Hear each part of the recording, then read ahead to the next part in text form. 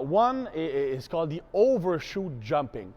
We're trying to trick your body into thinking it's heavier than it really is, so that it needs to produce more force to jump up as high as possible. So using a kettlebell, you would go squat down to a box. When the kettlebell touches the box, you leave it there and then you immediately jump up. Now you have to have the same rhythm as your normal vertical jump. You don't go slow on purpose, although that can be a different method. What happens is, because the kettlebell had weights to your body, it creates more stiffness in the lower body.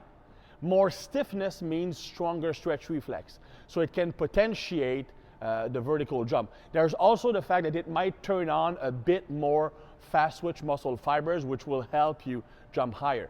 Now you can use a fairly high amount of weight on that one. You can use as high as 80-pound kettlebells if you have one, or you can use a trap bar loaded. It doesn't really matter because you're not really controlling the eccentric, so it's not an overload in itself. You just want more weight on the way down to use that to create more stiffness and also activate more muscle fibers, get a stronger excitatory drive from the nervous system to the muscle to use that to jump higher. So let's get 5 jumps. Boom. That's it. Boom. That's it. Boom. Boom. That's one. That's it. So that's one of my favorite activation method. Works very, very well.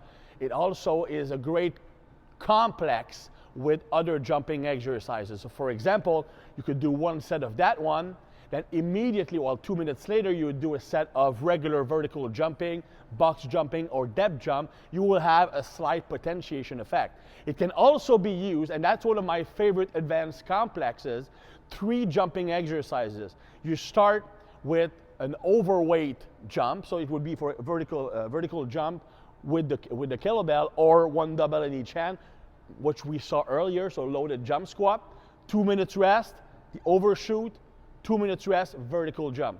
So basically, the heavier activates the nervous system, potentiates the nervous system. The overshoot also teaches your body to go faster, to turn on more motor unit, create more stiffness, and normally you can actually maintain that capacity, creating more stiffness over the next plyometric set. So that would be a pretty good complex to do. Just like when you do overspeed and overloaded running, you would do overload running or running with resistance, then overspeed sprint, then regular sprints as a complex for maximum transfer.